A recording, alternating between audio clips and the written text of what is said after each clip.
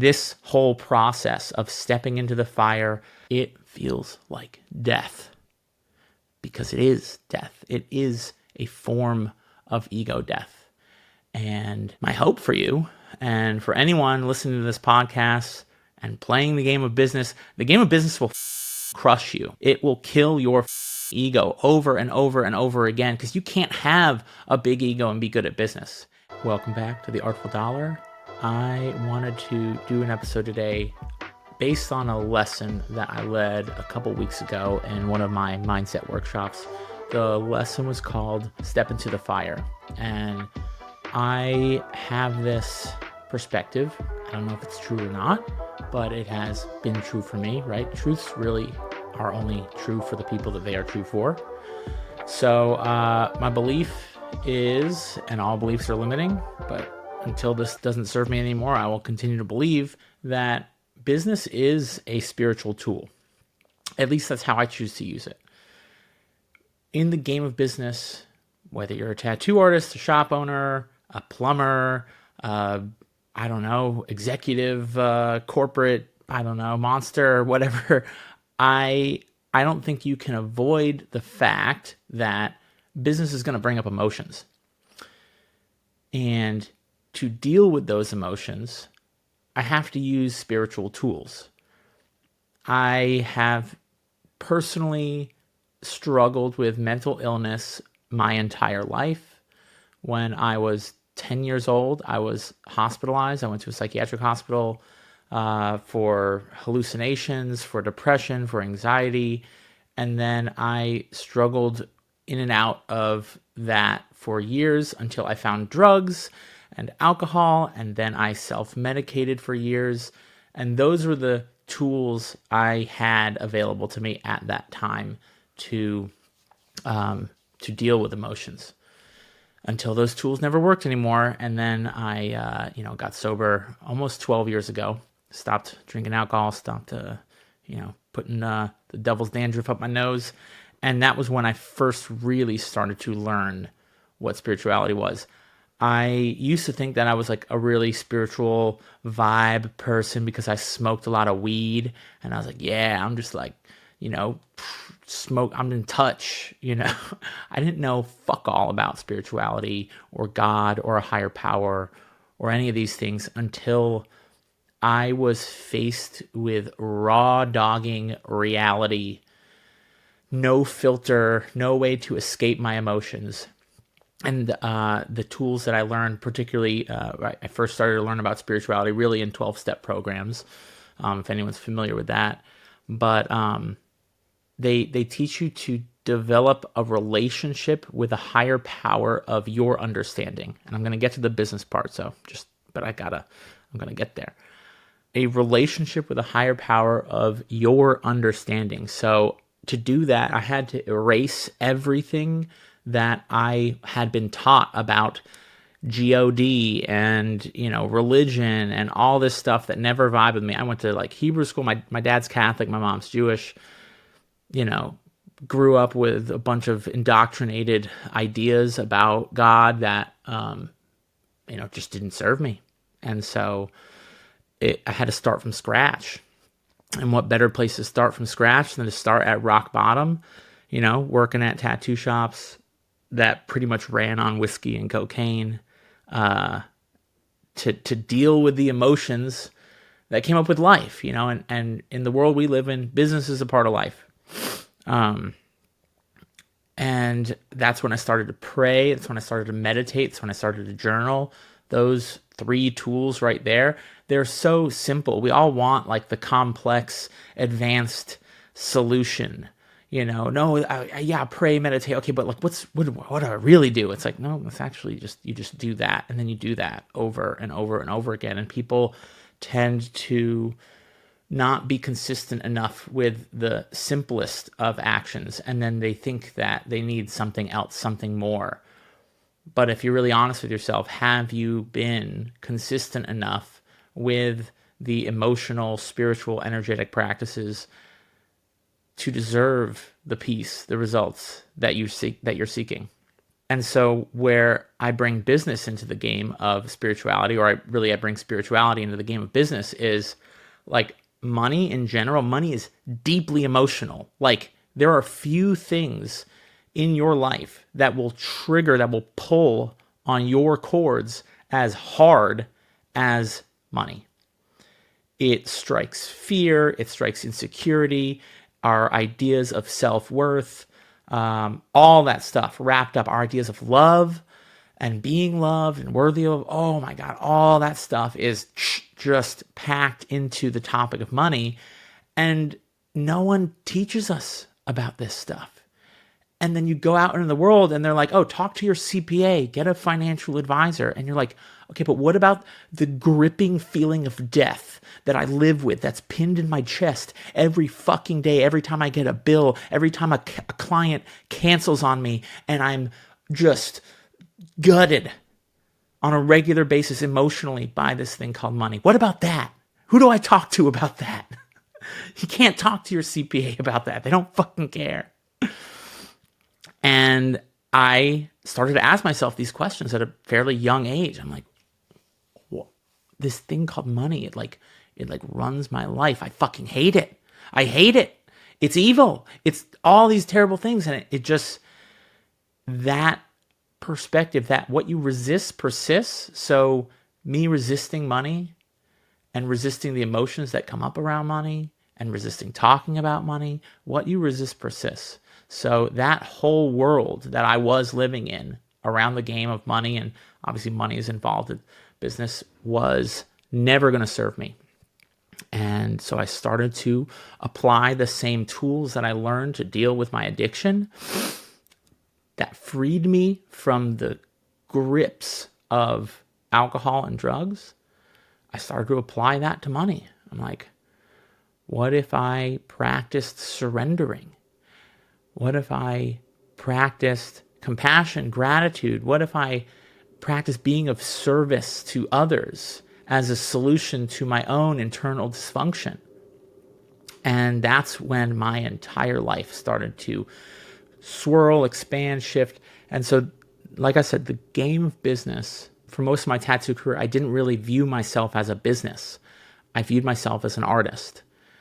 That I don't make money, I make art. And then money just happens, and for a while that worked until it didn't work anymore. And I was like, well, I need to do something about this money. With this money, I might need to save this money. But I couldn't save it. I couldn't hold on to it if I thought it was evil or icky, or I couldn't market myself if I thought that marketing was about being a pushy salesman. And I had to look at the emotions, the cringe, right? So I have a definition of cringe if you haven't heard it before. This is my personal definition. I didn't get this anywhere. When you see something out there and it gives you that cringe feeling, I talk to a lot of tattooers who say they feel cringy when they record content. Cringe is the feeling where your inner child is excited about something. It's kind of like wants to play and have fun and just be like, silly and weird.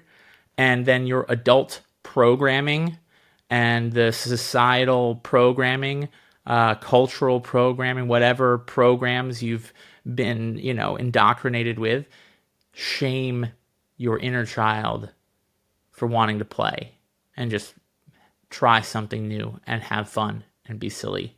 And so that's the feeling of cringe, is like you see someone on Instagram putting themselves out there, actually talking to their clients, actually trying to inform them or have fun, and you're like, ugh, cringe. That feeling is, if you just like practice awareness. And I don't know, your experience with practicing awareness. Everyone has, their own relationship or experience with a self-awareness practice. But if you practice self-awareness, and it's an intentional practice, you're not just like, yeah, I'm aware. No, it's meditation, it's journaling, it's mantras, it's really looking inside. You will see that somewhere in there's this little inner child that's excited by this thing that it sees out there. And your programming is telling you, no, shame, bad, you shouldn't be excited. No, Do this because that's weird. Be safe. Be like everybody else. Don't rock the boat. Don't do something weird or strange that might expose you to risk, because God forbid people might actually see it. And if they actually see it, well, then you might actually get clients. I don't know. That's just too scary. So let's just hide and play it safe. And so this lesson that I led a couple weeks ago about stepping into the fire is about how we're only ever doing one of two things in life in general. Okay? You wake up and immediately you are either stepping into the fire or moving away from the fire.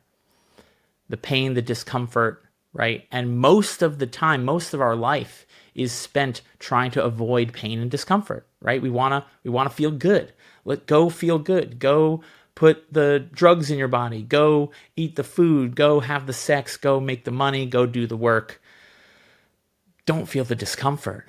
Don't feel the pain. Don't practice being aware, because if you were really practicing awareness and honest with yourself, you would fucking break down and cry, because it's hard being a human being. It's really hard. It's really hard being an infinitely expansive being of light that is crammed into and trapped into a chemical-filled meat sack. That's fucking hard. That's you. That's me. It's not easy. So have some compassion for yourself, for your experience. You're figuring this whole human being thing out that, I don't think anyone's truly figured it out except for maybe, a couple people, Buddha, Jesus, I don't know, maybe a couple others. But you're only either moving into or stepping. So what is the fire? What is it? And so I'm going to propose, again, I don't ever claim to have the truth. Don't believe a single word that I say. Don't. Try it for yourself. Practice it. Try it on like a jacket. If it fits, if you like the way it feels, wear it. If you don't, fucking throw it away. I don't care. So I don't have the truth to offer you. But my perspective, my belief is that the fire that I'm speaking about, it is your true authentic self. It's your true authenticity. It's your true limitless, authentic, expansive self. And walking into that feels painful to everything that isn't you. Now, the most valuable asset that you will ever possess, that you will ever own, the most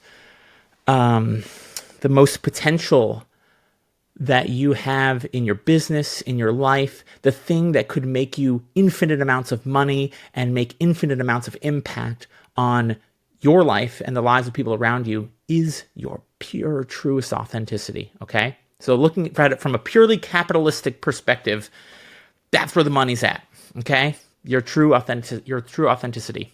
And then when you move into it, when you're awkwardly trying to find that true authentic expression, and any artist knows how awkward and weird and uncomfortable this experience is, because that's what we're trying to do as artists. We're trying to share our authentic expression.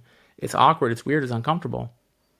The fire is burning away everything that is not authentic about you. And that's what's hurting. That's what's feeling the pain.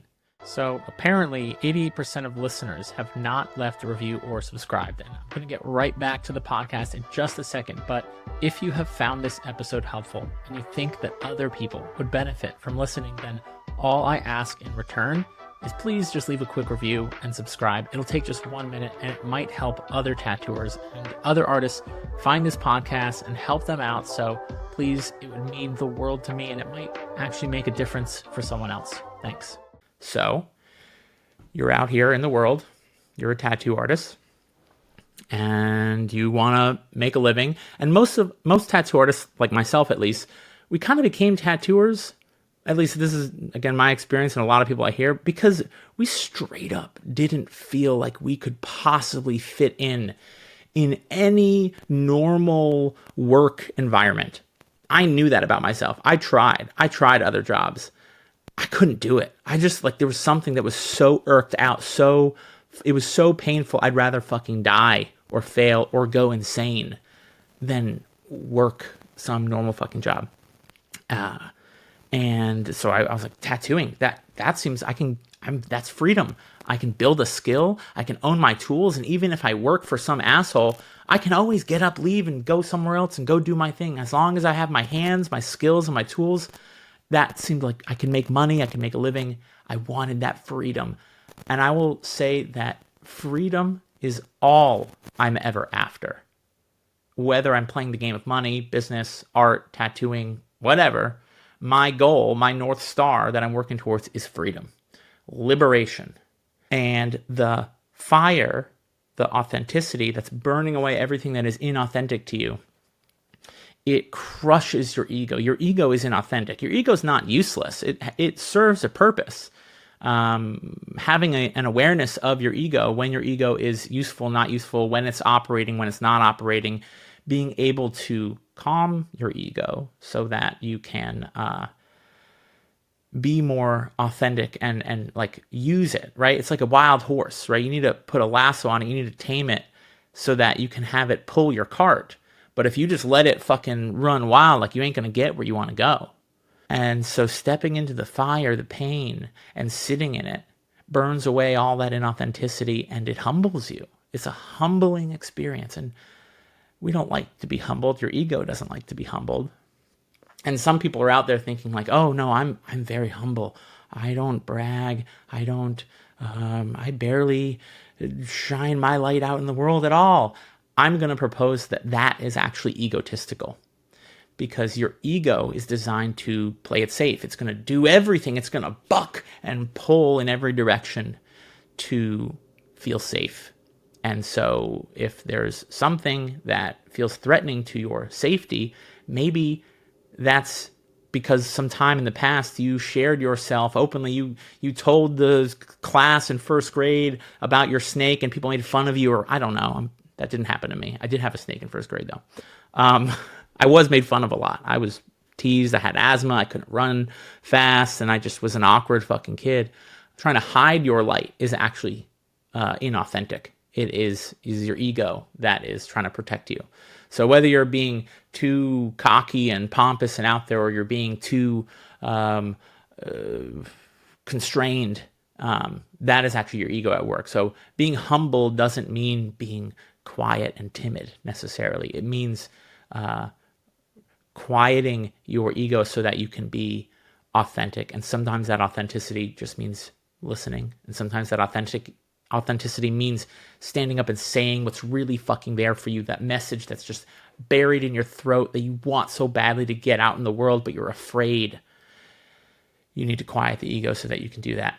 And this whole process of stepping into the fire, feeling your feelings, breathing, meditating, journaling, practicing self-awareness, it feels like death, because it is death. It is a form of ego death.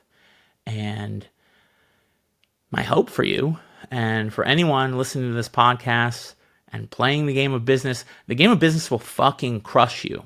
It will kill your fucking ego over and over and over again, because you can't have a big ego and be good at business. And if you do, and your business is thriving anyway, I promise you, you're not free. You're suffering in some other way. You've created a business that in and of itself is a prison that you've designed that you can't escape. So your ego really has no place in business. It's either producing the result or it's not producing the result.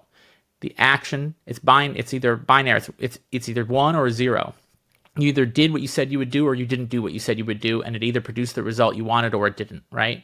And then we have all these feelings and emotions about it. And look, I don't want to negate the value of feeling and emotion. They have it's actually one of the most important things is feeling and expression. But when it's running the show, when it's running wild, it's a wild horse. That's your ego using the emotion to express inauthenticity, and you're going to run up against the wall. You're gonna fail. And when I say fail, I mean you're gonna suffer. And there are very successful people by traditional standards that are failures because they're suffering every fucking day. And I'm not a stranger to pain by any means. In fact, I've been going through it the past couple weeks. I have been really looking at a lot of my internal dialogue, my beliefs that don't serve me. And letting go of them is so fucking painful. And there are times that I suffer about it because I'm holding on. And there are times where I experience that freedom where I can stand in the fire and just let it burn everything away that doesn't serve me. The process of burning away is removing what they say in 12-step and other spiritual practices, like the bondage of self, freedom from the bondage of self, lowercase f, lowercase s, self, and identifying those attachments that do not serve you, those things that you resist, whether you resist it or you're attached to it, like I'm going to say that's attachment. You're attached to your resistances, you're resisting your attachments, whatever. They're both one side of the same coin, let's say. They do not work. They will cause you to suffer. In Vedic wisdom, the freedom from the bondage of self is called moksha, which literally translates into liberation. That's all I'm after. All I've ever wanted my whole life is freedom, is liberation. And so I've come to understand that avoiding the things that I find to be uncomfortable, awkward, or painful often results in more pain. I've tried to find other ways to feel satisfaction, to feel worthy, to feel loved through all means. And I have not found one that has left me with more freedom than stepping into the fire, leaning into it. And so the game of business, the game of money, I haven't found a better teacher that exposes those triggers, those things in me that feel unworthy, unlovable, that feel unvaluable, that are threatened, than money and business. Sex is another big one for people. It's a really challenging topic for people to talk about, except that they'll tell you about their sex life before they tell you about their bank account. So I'm fascinated by that. I'm like, we can't talk about money. It's a weird thing, and no one knows how to use it. You're telling me that no one knows what the fuck they're doing with it, yet everybody has it, and we're okay with that, and we're just gonna accept that? Fuck no. I'm not that. No. It's like this rebellious nature in me that is fascinated with money. Like I grew up in the, New York City punk scene and going to punk shows and, fuck money, fuck capitalism. I never felt like I fit in anywhere in my life. I didn't fit in the punk. I didn't fit in the tattoo scene. I didn't fit in anywhere. I don't know. I don't know why. Nothing against, nothing wrong, but I questioned everything. I questioned any group think. I question. And I've been a part of all kinds of programs and things where there's a lot of group think going on, and I still question that. Never stop questioning group think. Doesn't mean that it's inherently bad or wrong. It doesn't mean that there isn't some value in there. But anytime there's a group of people that are all just blindly following the same belief, and that could be any religion, it could be anything. And it doesn't mean that religion is bad. It doesn't mean that you can't be Catholic or Jewish or Buddhist. I'm not saying that. But it is healthy to continue to question it, because then you will find for yourself what is valuable in it, what is authentic to you, what serves you sharing your authentic expression with the world, which is, again, your most valuable asset. You will never own anything. You will never own a pile of gold or a house or a business that will be more valuable, that will have more potential than your true, authentic self-expression.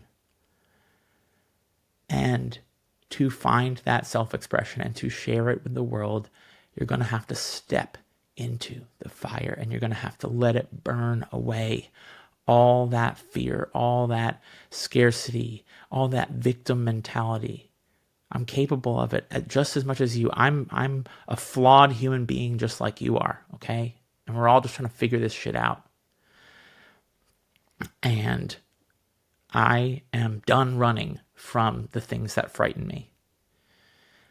And so I use that. And so that's why I'm fascinated with business and money. Not because I actually give a fuck about business or money, but because I haven't found a better teacher, a better tool to pluck the chords that trigger those emotions that I can then practice my self-awareness, my tools, my spiritual tools. I can develop a relationship with a power greater than myself that I don't understand, but I seek to understand every day. And I don't claim to have any truths or answers, but I am a seeker. I'm a seeker of liberation.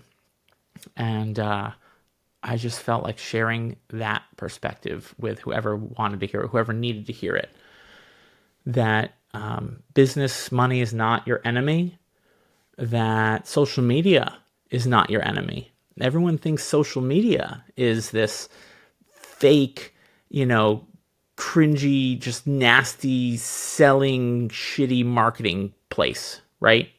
I used to think that too. And when I started creating content, because I had this message in my throat that wanted to get the fuck out, and I was so afraid to share it with the world, and that message was, you can actually create financial freedom right now in your life by changing your relationship with money, being responsible for your relationship with money, taking actions that are in alignment with your true authentic self around money, leads to financial freedom and liberation. That was the message that I wanted to share. That's the message of ultimately this podcast and all the work that I do. I realized how to make content, and I was terrified to. I've been making content since 2020 for about 5 years, which is crazy to say. And I have found that it is a tool to practice self-expression and authenticity. And that really, truly what the content that, forget going viral, the content that impacts people the most, the content that grows your business the most is the content that you're just sharing from that authentic place. But you might have to stumble around in the darkness of inauthenticity to find that authenticity. And that's scary because you're doing it in public. You're hitting post and sending it out to the world. And I get it. That is scary. But it has been liberating and has been, yet again, another spiritual tool. Would you believe me if I told you that I find social media to be a powerful spiritual tool that has helped me achieve freedom from seeking validation, freedom from seeking to be understood? Because I share a lot of content that doesn't do well, and I share it again, and I share it again, and I share it again. I get people making content about me on social media just shitting all over me, like just attacking me. I have people making all kinds of posts and things like just, if you want to make a big impact on the world, let me just warn you first, you're going to make waves. And when you make waves, people get bothered, people get disrupted. And I knew I was going to do that when I first started this journey. But again, I've actually lost a lot of that need for validation through making content. I've given it up. I've surrendered it because I'm like, I'm going to hit post. I have no fucking clue if it's going to do well, but you know what? Did I like it? Did I share something that was truly authentic to me? And here's the cool part. I'm going to get right back to this episode, but I just wanted to take a moment to speak to anyone that's feeling a little stuck right now in their tattoo business. Maybe you've noticed things have been slowing down a bit. Maybe things are pretty dead out there. I've talked to hundreds of tattooers who are experiencing that right now.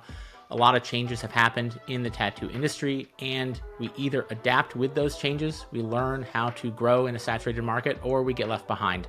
And for anyone that is interested in actually having a marketing strategy conversation one-on-one with me, there is a link in the show notes with more details on how to schedule a call so that we can get you clear on what your next action is in helping you book more appointments consistently. So whether that is me giving you an assignment to do on your own, or we want to talk about what it looks like to continue to work together, either way, you're going to get the clarity that you need to take the next action in your business. So check that out. I do charge a small amount for these appointments, but like I said, even if it helps you book just one appointment, it will be worth your time, energy, and money. And I look forward to getting to chat with you. So check that link out in the show notes, and let's get back to this episode.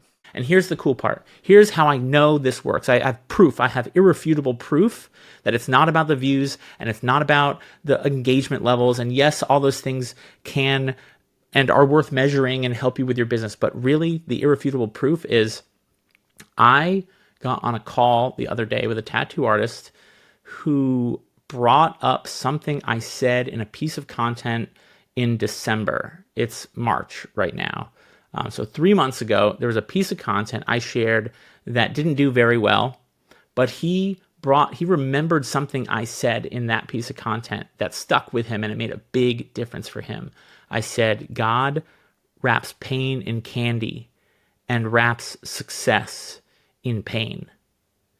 And it stuck with him. And now that piece of content didn't get thousands, maybe got a couple thousand views. I don't know. It just didn't do that well. That's fine. I was sharing my authentic perspective, my views, and he became a client because I said that, and that resonated with him, and he hopped on a call, and now we're working together. So you don't need to worry about whether or not the post you did well, or you don't know what to say, or all the excuses that people come with to not make content.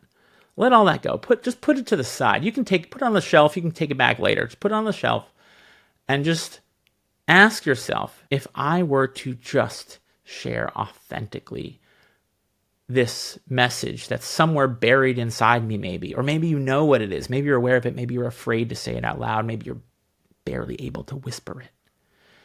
But it's there. I believe everyone has that inside of them. What would you say? What content would you make?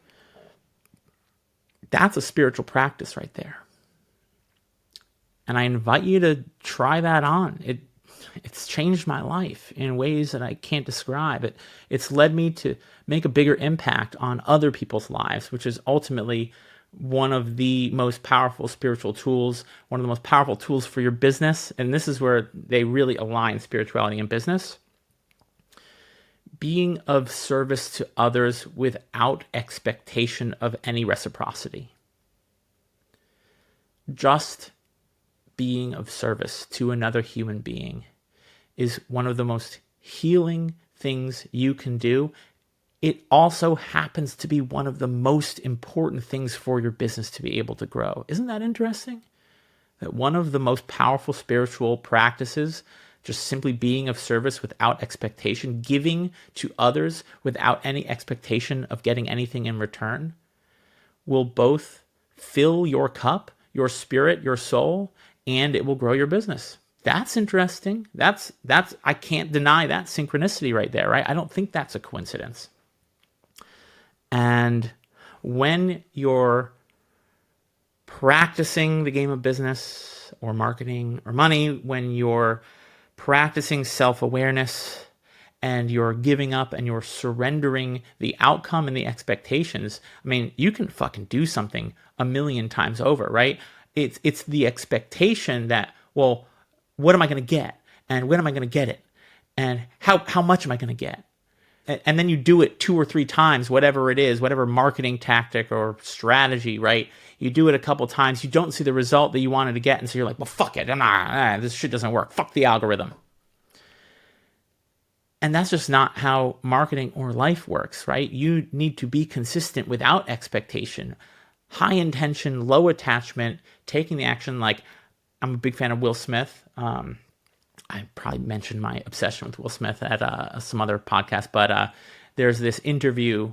I feel like I talked about this recently, but there's this interview where he is talking about his work ethic. He apparently has this insatiable work ethic. I like him as an actor. I like him as a person. I know he did the slapping thing, but whatever.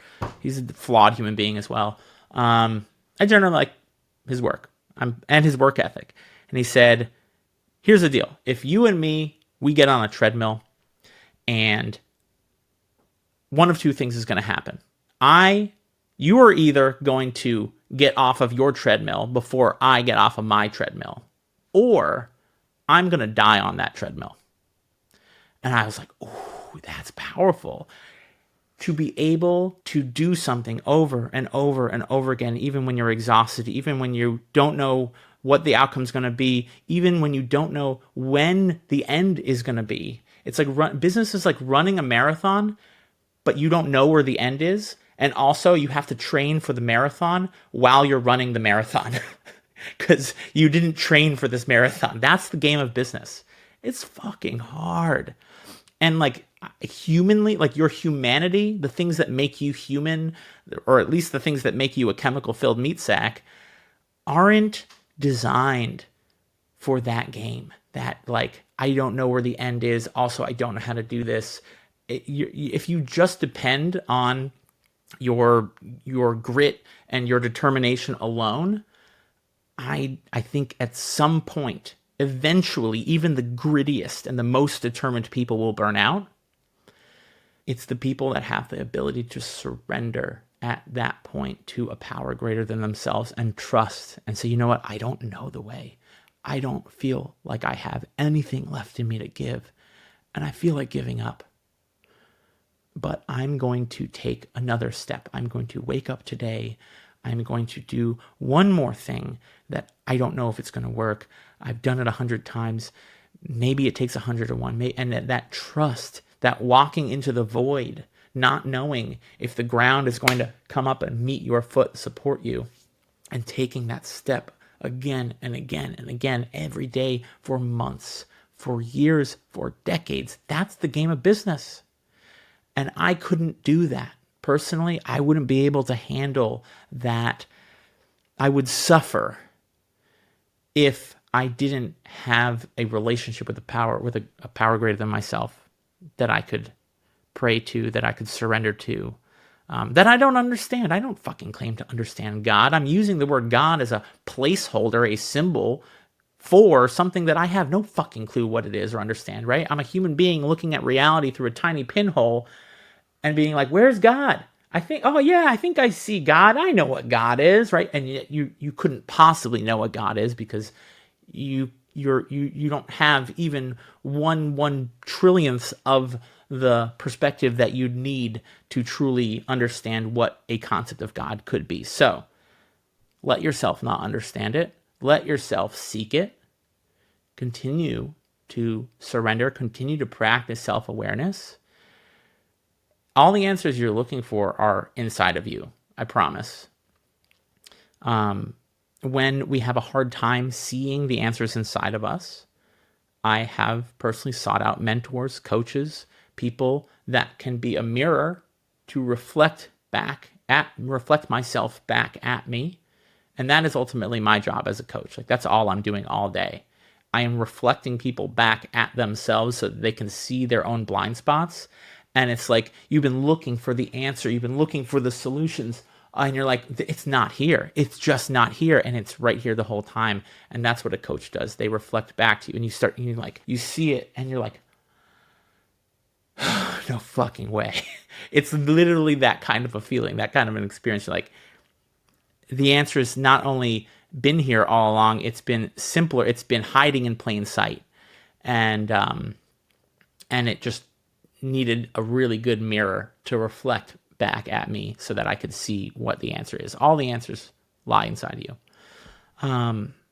So that is how I use the game of business as a spiritual tool, as a spiritual practice, and content and social media, podcasts. This was a message that I just felt called to share at fucking 7:30 in the morning. And I hope that it serves you. If it does, please let me know in the comments. Please shoot me a message or share it with someone that you feel like they're at a point in their journey where they're ready to hear this. And look, not everyone's ready to hear this. If you made it this far in the podcast, I'm going to say you're probably ready to hear this. It might challenge you. It might bother you. It might inspire you. It might light you up. I hope it does all of those things, because ultimately I think all of those things would serve you, right? Some of the things that bother me the most are my greatest teachers. So on that note, go out there, do the thing, share yourself, go make as much money as you fucking want, go grow your business, go get as many fucking clients as you could possibly get, change their lives, make them have an experience of living in their chemical filled meat sacks that have cool tattoos all over them, a more enlivening and exciting experience than it would be if they weren't wearing those fucking sick tats. Go out there, share yourself with no fucking fear, get in front of the camera, talk to people, connect with them, and share yourself authentically. And I promise you, the magnet of authenticity is powerful. And what it will do is it will attract, it will pull in all of your ideal clients without you even understanding how or why.